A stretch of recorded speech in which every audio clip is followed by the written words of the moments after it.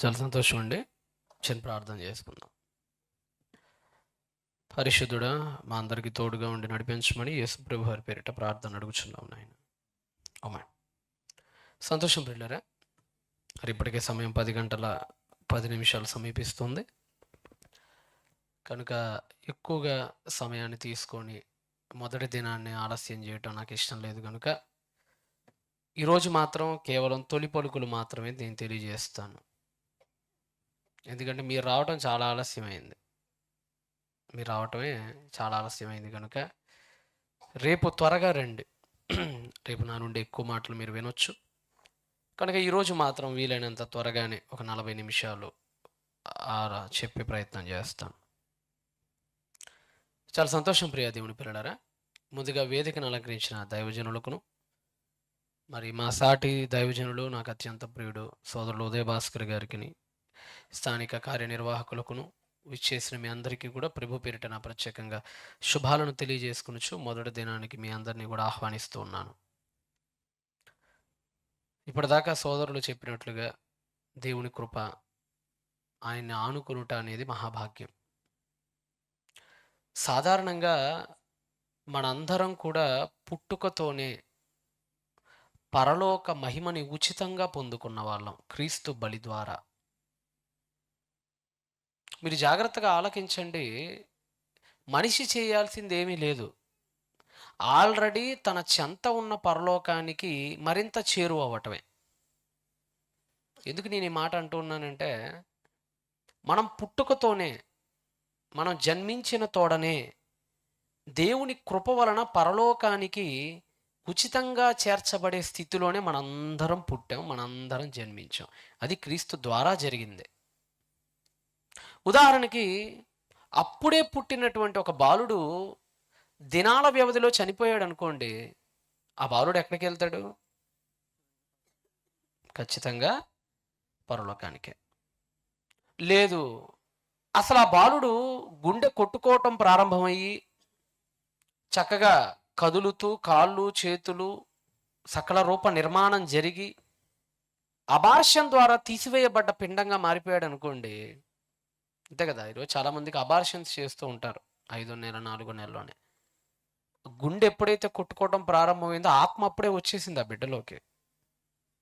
Abortion ద్వారా లోపల ఉన్నటువంటి కాళ్ళను కట్ చేసి, చేతుల్ని కట్ చేసి, పీసులు పీసులుగా చేసి దాన్ని కత్తెర తీసుకొని కసాయిలాగా ఒక డాక్టర్ మారి కసాయి రూపంలో ఉన్న తల్లిదండ్రుల కోరికను బయటికి లాగేస్తాడు.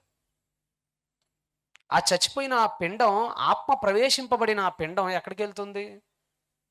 ఖచ్చితంగా పరలోకానికే, సందేహమే వలదు. సరే, ఆ బిడ్డ పుట్టి పెరిగి పాకే వయసు వచ్చి, తిరిగే వయసు వచ్చి, పరిగెత్తే వయసు వచ్చి 5-6 ఏళ్ల వయసులో చనిపోయాడు అనుకోండి, అప్పుడు కూడా ఎక్కడ వెళ్తాడు? పరలోకానికే. మంచి చెడు వ్యత్యాసం ఎరుగని వయసులో చనిపోతే, పాపం పుణ్యం అంటే ఏంటో తెలుసుకునే పక్వత పరిపక్వత లేని వయసులో గనక చనిపోతే ఖచ్చితంగా ఆ చిన్నారి, ఆ చిన్నవాడు వెళ్ళేది ఎక్కడికి? పరలోకానికి. ఎందుకంటే ఆడి పాపం అంటే ఏంటోనో తెలియదు, పాపం పుణ్యం అంటే ఏంటో తెలియదు, పాపం ఆత్మ ఉంది కానీ ఆత్మకు జ్ఞానం లేని స్థితిలో వాళ్ళందరూ ఉన్నారు. అంటే మనం పిండం రూపంలో చనిపోయినా పరలోకానికి వెళ్ళిపోతాం, మనం బాలుడి రూపంలో చనిపోయినా పరలోకానికి వెళ్ళిపోతాం, మనం శిశు రూపంలో చనిపోయినా పరలోకానికి వెళ్ళిపోతాం, మనకి గ్లాండ్స్ మెచ్యూర్డ్ కాకముందు ఎప్పుడు చనిపోయినా పరలోకానికి వెళ్తాం మనం. అంటే మన పుట్టుకతోనే పరలోకం మన కౌగిట్లోనే ఉంది, అది ఎక్కడో లేదు. పుట్టుకతోనే పరలోకం మన ఒళ్ళోనే ఉంది, అది ఎక్కడో లేదు. నువ్వు చనిపోతే నీ ప్రారంభ దినాల్లో సందేహమే లేకుండా, బాప్తీసం అవసరతే లేకుండా, లేదంటే ప్రభువుని నోటితో ఒప్పుకునే అవకాశమే లేకుండా, నోట్లో మాట కూడా బయటికి రాకుండా పరలోకానికి వెళ్ళిపోగలిగినటువంటి అవకాశాన్ని దేవుడు ప్రతి మానవుడికి ఇచ్చాడు. ప్రతి మానవుడికి. అప్పుడప్పుడు చిన్నపిల్లలు యాక్సిడెంట్లో చచ్చిపోతుంటారు, కొంతమంది చిన్నపిల్లలు బావుల్లో పడిపోతుంటారు, కొంతమంది ఏమో కుక్కలు గరిసి ర్యాబీస్ వచ్చి చచ్చిపోతుంటారు. రకరకాలు కదా. అంటే పుట్టుకతో పిండ దశ నుండే పరలోకం మనకు అత్యంత దగ్గరగా ఉన్న లోకం. చస్తే డైరెక్ట్ పరలోకానికి వెళ్ళిపోయే ఒక గొప్ప ఆపర్చునిటీ. అంటే పరలోకం మనకు దూరంగా లేదా సార్? లేదండి. పరలోకం మనం చేరుకోలేనంత సుదీర్ఘమైన లోకం. అది మన దగ్గరే ఉంది, మన ఒళ్ళోనే ఉంది, మన తోడనే ఉంది, చస్తే కనురెప్పపాటులో వెళ్ళిపోయేంత అవకాశంలోనే ఉంది. కానీ ఎప్పుడైతే మానవుడు పాప పుణ్యాల విచక్షణకు గురయ్యాడో, ఎప్పుడైతే మానవుడు ఇది మంచి పని, ఇది చెడ్డ పని అనే ఆ విభజించుకునే శక్తి మానవుడికి వచ్చిందో, అప్పుడు పరలోకాన్ని మానవుడు చేతులారా కోల్పోతున్నాడు. ఉదాహరణకి మీకు ఒక ఉదాహరణ చెప్తాను.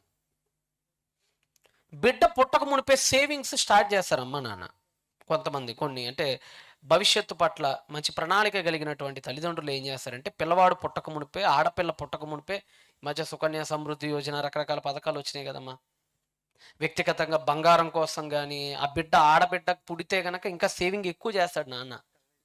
ఎల్ఐసీలు కానీ, కొన్ని చోట్ల అయితే లేదు, పుట్టుక ముందు నుంచే అసలు గర్భం మీ ఆవిడ గర్భధరించిందండి అన్నప్పటి నుంచే స్టార్ట్ చేస్తారు. ప్రతి నెల ఇంత బయటికి తీయటం, అకౌంట్లో వేయటం.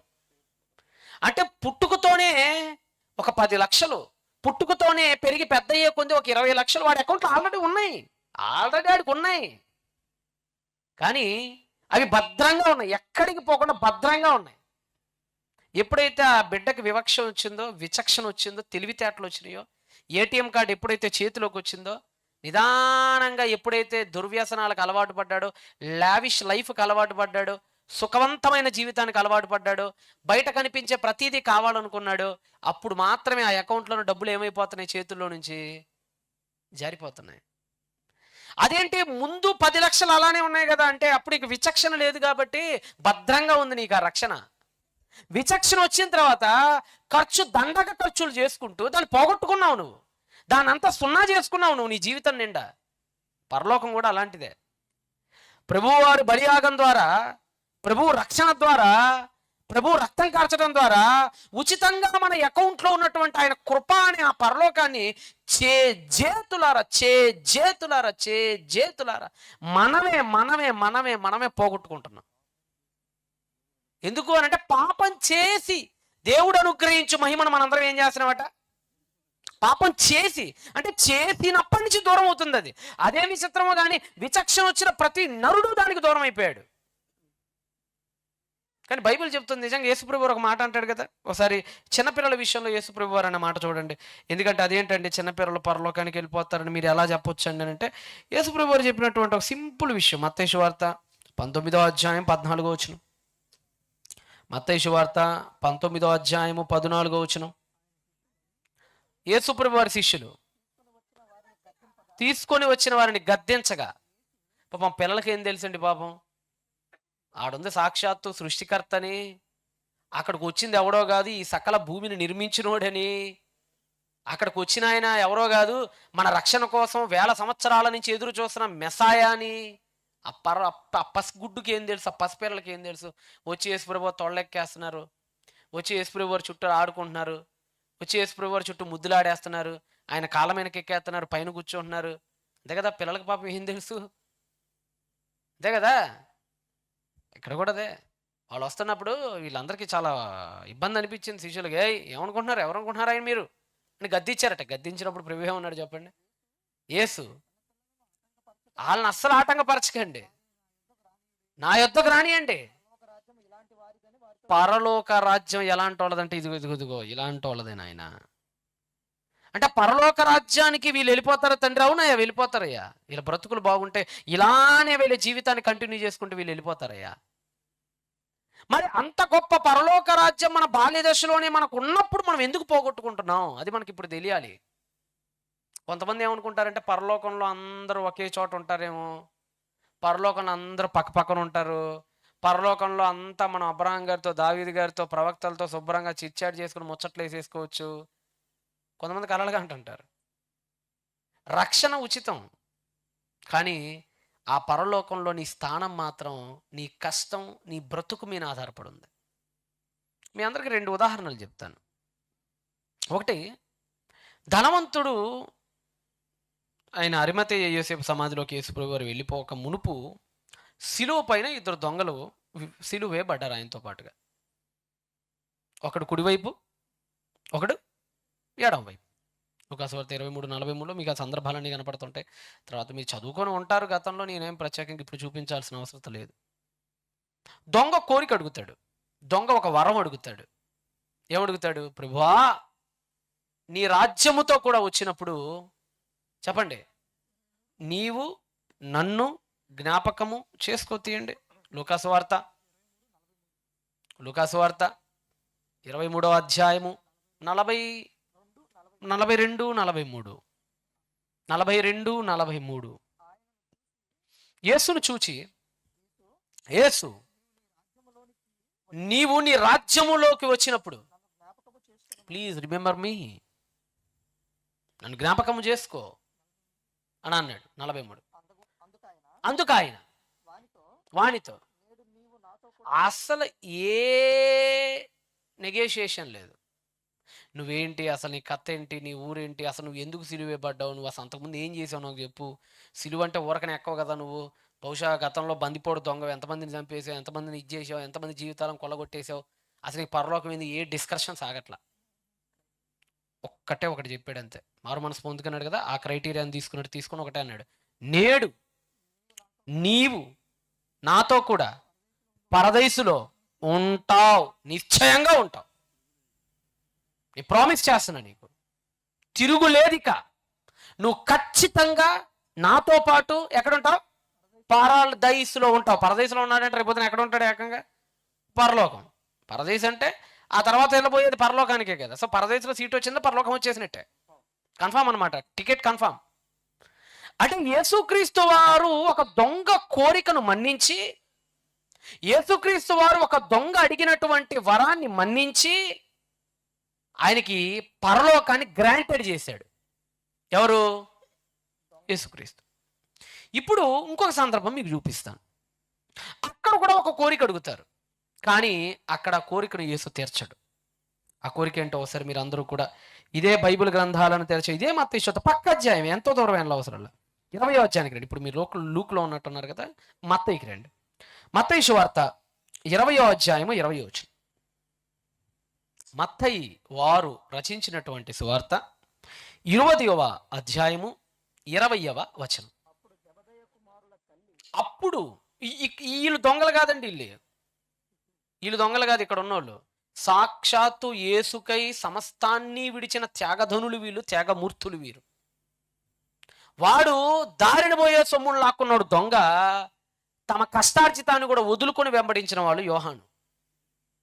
జబదేయి లాంటోడిని అక్కడ విడిచిపెట్టి, ముసలోడు పాపం జబదేయి వాళ్ళ తండ్రి విడిచిపెట్టి యేసుప్రభు ఒక మాట పలికాడని, ఒక మాట పిలిచాడని వెంటనే వలలు విడిచిపెట్టి, తమ కూలి డబ్బుల్ని విడిచిపెట్టి, తమ బ్రతుకుల్ని విడిచిపెట్టి, ఆ భార్యల్ని విడిచిపెట్టి, కుటుంబాలను విడిచిపెట్టి, ఈయనతో పాటు పాదనడకన కాళ్ళలో ముళ్ళు దిగినంతవరకు, రక్తం గారేంతవరకు ప్రయాణం చేసుకుంటే వెళ్ళిన త్యాగధనులు వీళ్ళు. వీళ్ళ అమ్మ వచ్చి అంటుంది, చదవండి.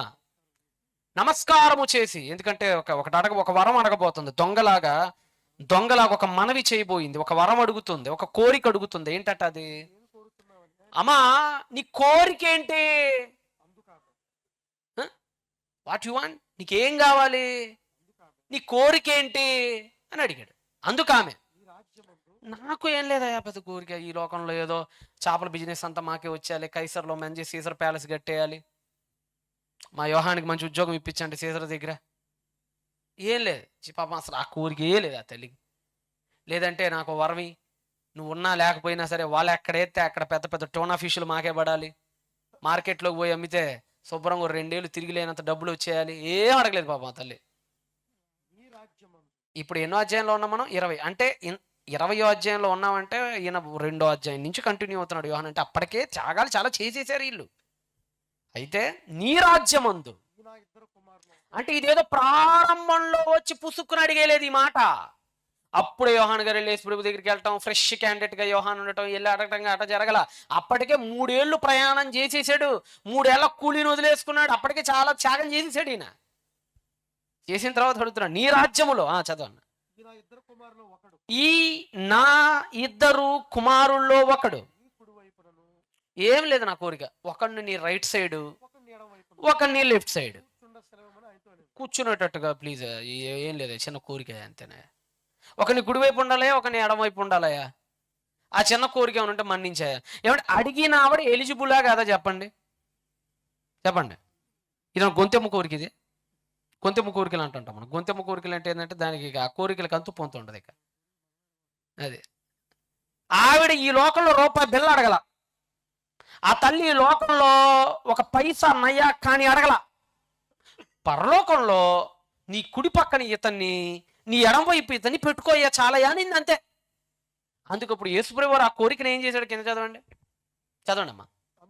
అందుకు యేసు, అమ్మా రక్షణ అడిగితే ఇచ్చేస్తా, దొంగ అడిగాడు పరలోకం ఇచ్చేసా, నిమిషం, చిటికలో చిటికలో చిటికలో ఇచ్చేస్తా పరలోకం, నా చేతుల్లోనే ఉంది అది. కానీ ఇప్పుడు నువ్వు అడిగేవి చూసావా? పరలోకం మాత్రం ఉచితమే, కానీ పరలోకంలో స్థానం మాత్రం ఉచితం కాదు. రెండిటికి తేడా ఉంది. పరలోకం ఉచితమే, పరలోకం ఫ్రీ, కానీ పరలోకంలో స్థానాలు ఉన్నాయి, ఆ స్థానాలు మాత్రం ఉచితం కాదు. అదే అన్నాడు, నువ్వేం అడుగుతున్నావో నీకు తెలీదు. చదవండి. ఆ స్థానం కావాలంటే ఓరకనే వచ్చేది, నేను త్రాగబోవు ఈ గిన్నెలోనిది నువ్వు తాగుతావా అని అడిగాడు. అని అడుగగా వాళ్ళు ఏమనుకున్నారంటే, ఏముంది ఎదురు ద్రాక్షారసం ఉంది, భలే ఉంటుంది, పుల్ల పుల్లగా, కాస్త చక్కెర వేసామంటారు, ఎరగొట్టేస్తుంది జ్యూసు, తాగేద్దాం ఏముంది అన్నారు వాళ్ళు. తాగుదుమంటారు వాళ్ళు, తాగుదుము అని అంటారు వాళ్ళు. చదవన్నా, త్రాగగలమని ఆయన మీరు ఒకవేళ ఇఫ్ ఇన్ కేస్ మీరు ఈ డ్రింక్ తాగినప్పటికీ నా కుడి వైపున నా ఎడం వైపున కూర్చుండనిచ్చుట అసలు నా వశంలో లేదది. ఎవడు ఎక్కడ ఉండాలో నా వశంలో లేదు. కానీ పరలోకం అడుగుతావా, పరలోకం అడుగుతావా, అది నా వశంలో ఉంది. పరలోకానికి తీసుకెళ్లేంత వరకు నా వశం. ఒక్కసారి నువ్వు పరలోకానికి వెళ్ళిన తర్వాత నీ స్థానం ఎక్కడ, నీ మహిమ ఎక్కడ, నీ గౌరవం ఎక్కడ, నీ హానర్షిప్ ఎక్కడ, నా చేతిలో కూడా లేదు. నా తండ్రి చేత అది సిద్ధపరచబడింది. అది ఎవడికి పడితే ఆడికి ఇవ్వటం కాదది. పరలోకం అయితే మారు మనసు పొందిన ప్రతోడికి ఇచ్చేస్తా. కానీ ఆ పరలోకంలో నా కుడి వైపు ఎవడు ఉండాలి, నా ఎడం వైపు ఎవడు ఉండాలి, నాకు సమీపంలో ఎవడు ఉండాలి, ఎవడి వెనక ఎవడు ఉండాలి, ఎవడి పక్కన ఎవడు ఉండాలి, ఎవడు ఎక్కడ ఉండాలి, ప్రతిది సిద్ధపాటు ఆల్రెడీ బుక్ అయిపోయి ఉన్నాయి. మీ క్రియల మీద అది ఆధారపడి ఉండిద్ది అని చెప్పేశాడండి ఆయన. ఇప్పుడు ఇక్కడ ఉన్నారండి మీరు, ఫస్ట్ వచ్చిన వాళ్ళు ముందు సీట్లో కూర్చున్నారు అక్కడ చక్కగా. బాగా లేటుగా వచ్చిన వాళ్ళు కాస్త వెనకమాల సీట్లో ఉన్నారు. ఇంకా లేటుగా వచ్చిన వాళ్ళు కుర్చీలో కొంతమంది నుంచొని ఉన్నారు. రైట్. ఇక్కడ మొదటి సీట్లో కూర్చోవాలంటే నీకు పెద్ద క్వాలిఫికేషన్ అవసరం లేదు. ఇప్పుడు టైం ఎంత అయింది? ఒక 10:24 అయింది కదా మాటల్లోనే. ఇప్పుడు ఎవడైనా ఒక వ్యక్తి వచ్చేసి మీ అందరికంటే ముందు అక్కడ కూర్చున్నా అతను ఎవడో లేపలేడు. లేపుతాడా? అక్కడ ఈ ముందు మీ అందరికంటే ముందు కూర్చోవచ్చు. ఇప్పుడు ఎవరైనా ఒక వ్యక్తి వచ్చి మీ అందరికంటే ముందు కూర్చుంటే నేను కానీ మీరు కానీ లెగు అని ఎవరైనా అనగలమా? అనలేం. అంటే ఇక్కడ ముందు కూర్చోటానికి క్వాలిఫికేషన్ అవసరం లే, ఎవడైనా కూర్చోవచ్చు, ఎవడైనా కూర్చోవచ్చు ఇక్కడికి వచ్చి. కానీ పరలోకంలో అలా కాదు, సీట్స్ ఆర్ బుక్డ్. ఎవరికయ్యా అంటే పరలోకంలో అందరూ ఒకే స్థానాలు ఉండవు. ఆనందం అందరికీ ఉండిద్ది, కానీ ఆనందంలో చాలా తేడాలు ఉంటాయి పరలోకంలో. కొరింథీయులకు రాసిన మొదటి పత్రిక, పరలోకంలో ఎవరి స్థానం ఎలా ఉండిద్దో పౌలు మహాశయుడు మాట్లాడుతూ, కొరింథీయులకు రాసిన మొదటి పత్రిక 3వ అధ్యాయము 12వ వచనంలో ఒక అద్భుతమైనటువంటి ఎనాలజీ చేశాడండి ఆయన. కొరింథీయులకు రాసినటువంటి మొదటి పత్రిక 3వ అధ్యాయము 12వ వచనం చదవనమ్మా. ఎవడైనను ఈ పునాది మీద, జాగ్రత్తగానండి, ఈ పునాది మీద బంగారం, వెండి, వెలగలరాలు, ఒక 2 కేటగిరీలు చెప్పాడు. జాగ్రత్తగానండి. బంగారం అంతే కదా, బంగారం టాప్ ప్లేస్లో ఉంటుంది. ఇప్పటికే అందరంత ఎత్తికి వెళ్ళిపోయింది. ఇప్పుడు అది ఎంత వెళ్ళిపోయిందమ్మా? కొంతమంది కొందాం అంటాడు. వాడు 3వసారి కొందాం అనేటప్పుడు కదా కొండెక్కిద్ది. ఏడుంది 2 లక్షలు అయిందంటే ఇప్పుడు అది. పాపం కొంతమంది కొందామని దాచిపెట్టుకుంటారు తులం.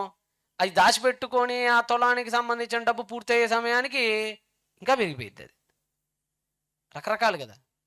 ఫస్ట్ ప్లేస్లో మెటల్స్లో సాధారణంగా మనం ఇచ్చేదానికి దేనికి ఇస్తాం మనం?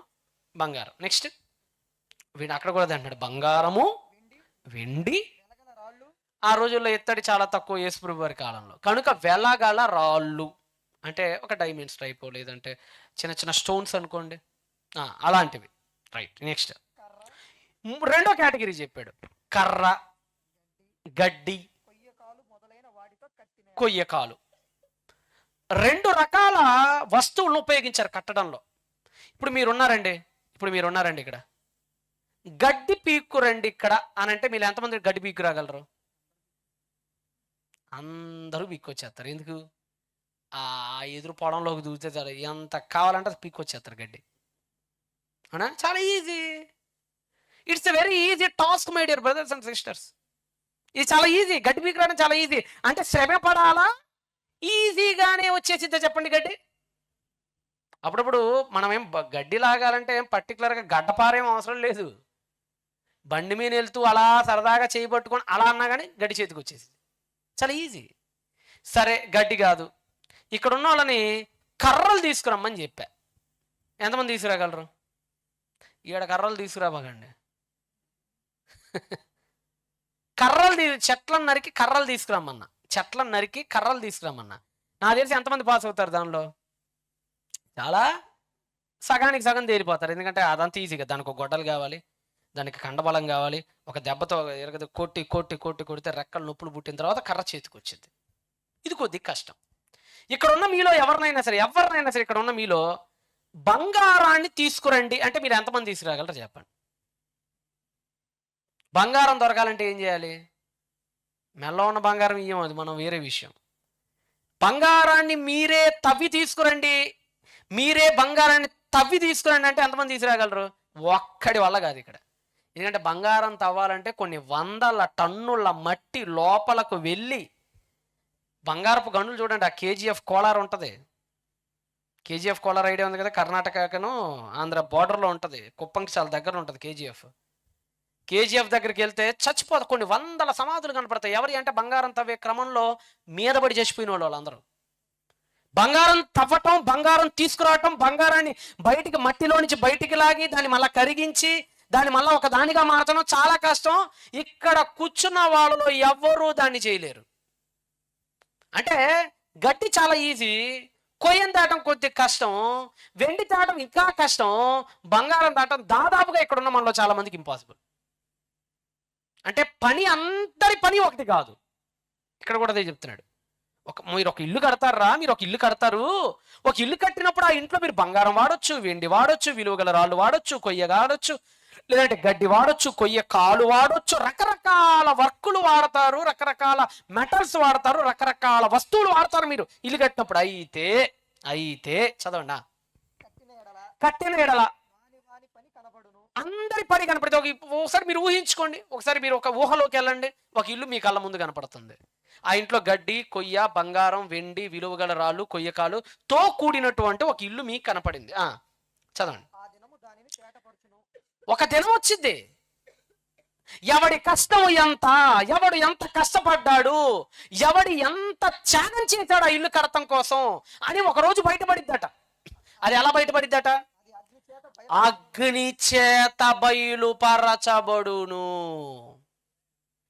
ఇప్పుడు ఒక అగ్ని వచ్చింది ఆ ఇంటి మీదకి, ఒక పెద్ద అగ్ని వచ్చింది అనుకోండి. ఇప్పుడు ఆ ఇంటి మీదకి ఏమేం కాలిపోతాయి, ఏమేం మిగులుతాయి నాకు చెప్పండి. ఇప్పుడు చెప్పాలమ్మా, సింపులే కదా మీకు పెట్టిన క్వశ్చన్.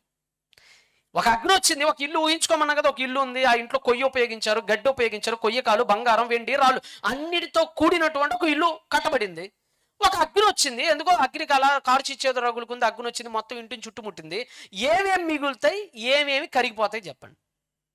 ఫస్ట్, అన్నిటికంటే ఫస్ట్ మంటల్లో కలిపేది ఏంటి చెప్పండి? ఫస్ట్ గడ్డి తీసి బూడిద కుప్ప అయిపోయింది 5 నిమిషాల్లో. రెండోది ఏంటి? కర్ర. మూడోది ఏంటి? కొయ్యకాలు. నాలుగోది ఏంటి? చాలా కష్టమైంది ఏందో తెలుసా? ఈ రాళ్ళు, ఆ బంగారం, ఆ వెండిని కరిగించడం కష్టం. ఎందుకంటే 2500 డిగ్రీ సెల్సియస్ కావాలి అవి కరగాలంటే. గడ్డి కరగాలంటే 1000 డిగ్రీస్ కాదు, జస్ట్ 5 డిగ్రీస్ చాలు. అలా నిప్పు కనమెత్తే అలాగ మండిపోయింది అది. అంటే ఒక పరీక్ష, ఒక అగ్ని పరీక్ష రాబోతుంది. కొంతమంది పనులు అగ్నిలో బూడిదగా మారిపోతాయి.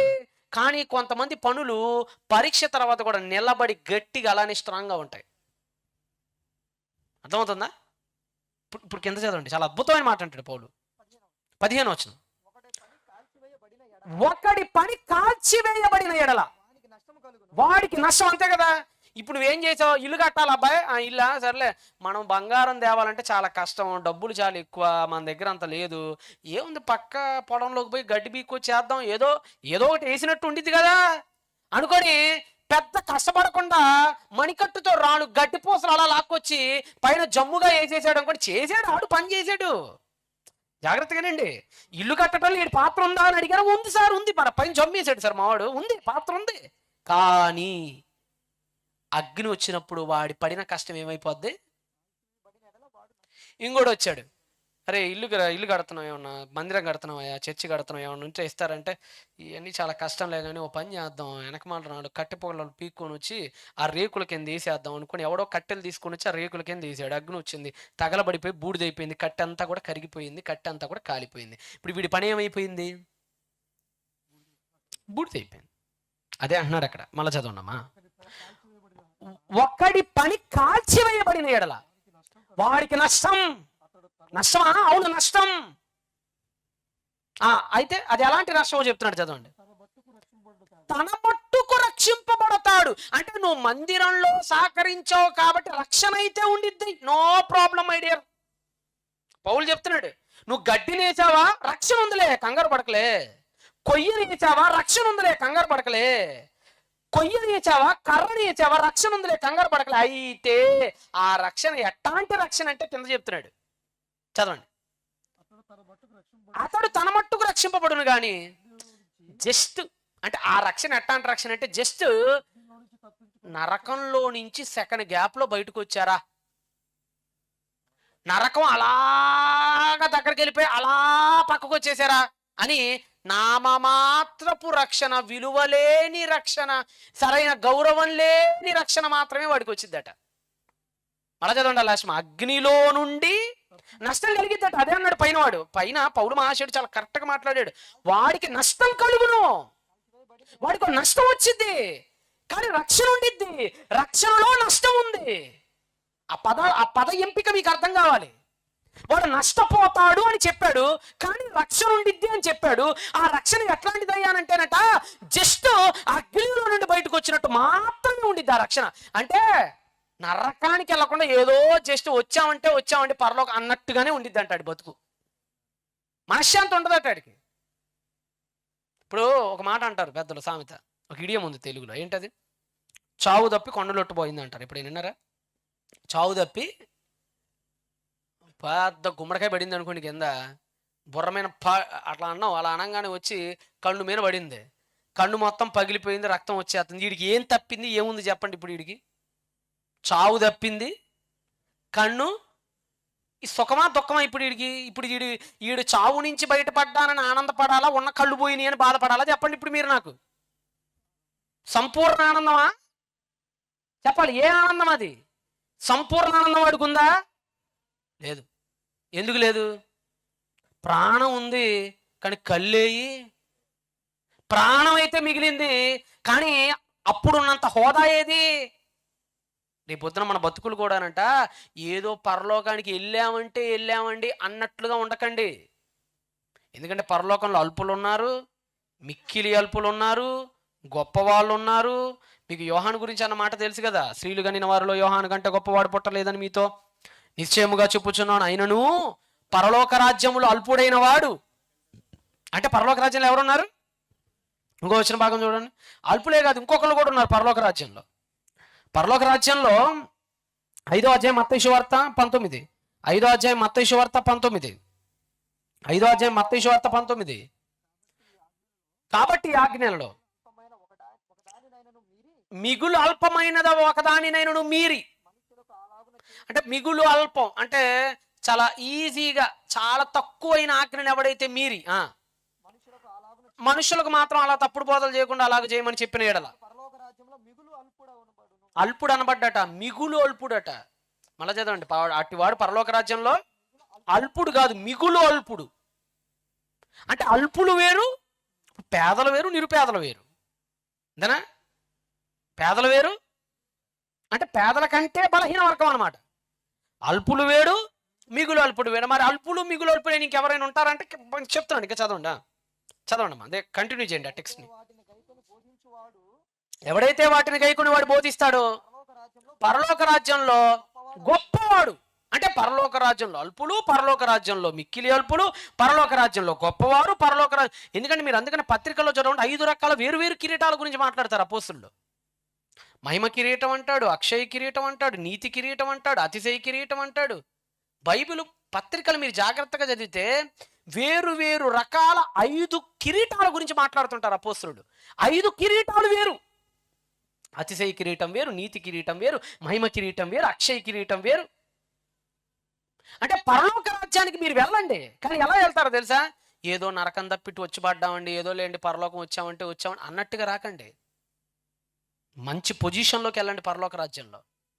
ఇప్పుడు పెద్దలో మాట అంటారండి, ఇల్లు పదే కట్టుకునేది కాదురా, ఒకసారి కట్టుకుంటాం జీవితంలో. ఎలా కట్టుకోమని చెప్తారు చెప్పాలమ్మా? మీరు డాబా ఇల్లు వేసినప్పుడు, ఇంకొక ఇల్లు వేసినప్పుడు కల్తీ వాడతారా, ₹1 ఎక్కువైనా కానీ మంచిది వాడతారా చెప్పండి?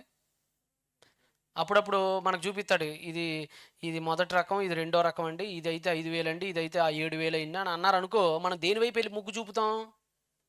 మంచి రకం పోన్లే, ఎలాగ 5,000 పెడుతున్నాం, ఇంకో 2,000 పెట్టుకుంటే ఇంకో 2 mm ఎక్కువ వచ్చింది అన్నాడు కదా రాడు, ఇదే తీసుకుందాం. రేకుల దగ్గరికి వెళ్ళారు, చార్మినార్ రేకులు, విశాఖ రేకులు అన్నాడు. ఏవి ఎంత అంటే ఇది 3,000 అండి, అది 5,000 అండి. సర్లే ఎలాగో 3,000 వచ్చాం, ఇంకో 2,000 పెట్టుకుందాం, మంచి రేకులు వస్తాయి అంటే. మనం ఎప్పుడు కూడా టాప్ వాడాలి, మంచి నాణ్యమైనది వాడాలి. ఎందుకంటే ఇల్లు పదే కట్టుకునేది కాదు అని మనం అనుకుంటాం. అలానే పరలోకం పదే వెళ్ళేదో, జీవితంలో ఒకసారి వెళ్ళేదో చెప్పండి? Only 1 time. మరి ఎలా కట్టుకుంటావు నీ స్థానాన్ని? అక్కడ అల్పుడిగా మిగిలిపోతావా?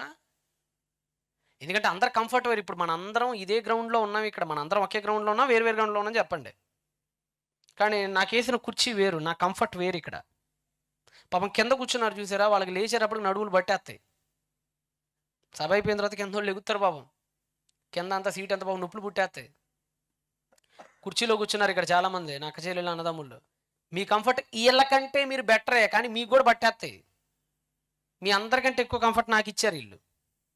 ఏముంది నాకు ఇక్కడ మెత్తటి చైరు, కుష్ ఉంటుంది, కింద ప్రశాంతంగా ఉంటుంది. ఇక్కడ కూర్చున్న వాళ్ళు కూడా, ఇక్కడ కూర్చున్న వాళ్ళకి మీకంటే కంఫర్ట్, అటు హ్యాండిల్ ఉంది, ఇటు హ్యాండిల్ ఉంది. మన అందరం ఒకే గ్రౌండ్, కానీ నా కంఫర్ట్ వేరు, వీళ్ళ కంఫర్ట్ వేరు, కింద కూర్చున్న వాళ్ళ కంఫర్ట్ వేరు, కుర్చీలో కూర్చున్న వాళ్ళ కంఫర్ట్ వేరు. అసలు ఇవన్నీ మాకు వద్దండి నుంచున్న వాళ్ళ కంఫర్ట్ వేరు. వాళ్ళకైతే కాళ్ళు వాసిపోతాయి, ఇంటికి వెళ్ళి ఒత్తించుకోవటమే. ఒకే గ్రౌండ్ కానీ కంఫర్ట్స్ డిఫరెంట్. పరలోకం ఒకటే కానీ స్థానాలు వేరు. అవి ఎలా ఉంటాయో చాలా అద్భుతమైనటువంటి, చాలా వీడియోలు అసలు నేను ప్రిపేర్ చేశాను మీకు చూపించాలని. కానీ ఇప్పుడు ఎత్తుకుంటే తీగలాగితే డొంక కదిలిద్దని భయం వేసింది.